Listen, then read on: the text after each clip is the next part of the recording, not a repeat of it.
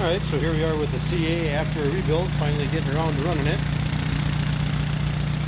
Carter is insistent on catching a little bit of coolant that's coming out, must be a little over full. I left the valve cover off just so I can make sure that these end plugs ain't leaking and that we're getting oil up here.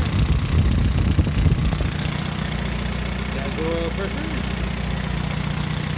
So it's time to put the valve cover on, put everything back on, sharpen up the blades for the mower, re-gear my leaf vac for next fall, and we should be set for mowing lawn this summer.